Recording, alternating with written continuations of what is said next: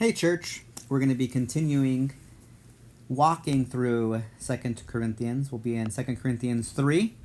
Remember that in 2 Corinthians 1 through 7, Paul is showing the legitimacy of his office as apostle, which seems to suggest that he was being questioned.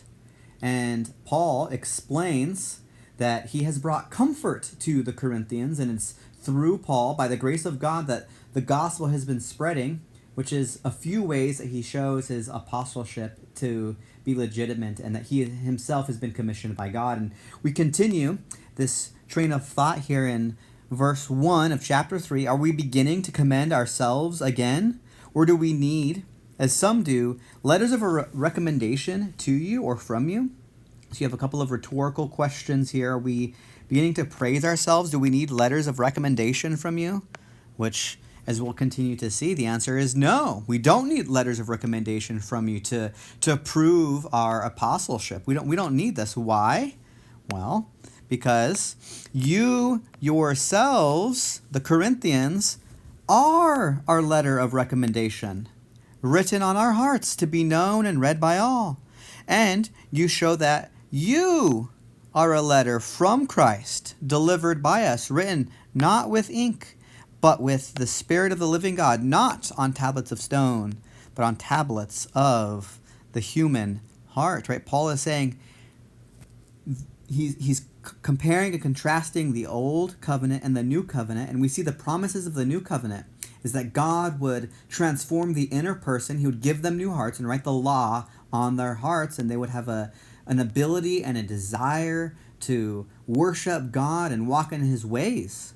And we see that that's being contrasted here because he says not with ink and not on tablets of stone, referring to the Mosaic covenant. Rather, the Spirit of the living God and tablets on the human heart, which is referencing the new covenant found in places like Jeremiah 31 and Ezekiel 36.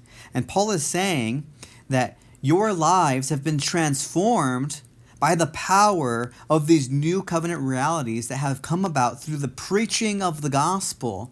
You have trusted in the gospel. You've trusted in the word of God. You've trusted in Jesus Christ, and your lives have been transformed.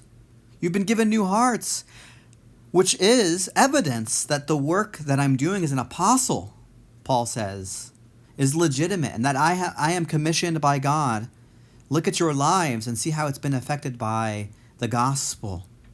Such is the confidence that we have through Christ towards you, not that we are sufficient in ourselves to claim anything as coming from us, but our sufficiency is from God, who has made us sufficient to be ministers of the new covenant.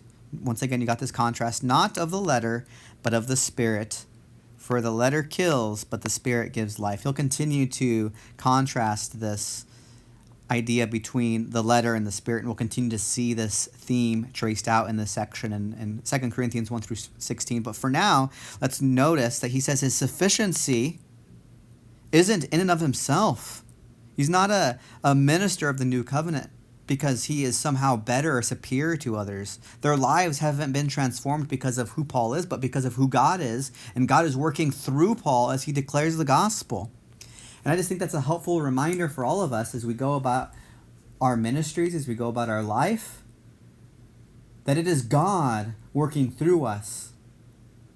Any sufficiency that we have, any strength that we have comes from God, who empowers us and gives us strength. So just remember that as you share the gospel with others, as you go about your business, that all of our sufficiency comes from the realities of the new covenant. And would we continue to put our trust in Jesus Christ to make his name known? And in these ways, Paul has been showing that he is a legitimate apostle and his words should be heeded as such.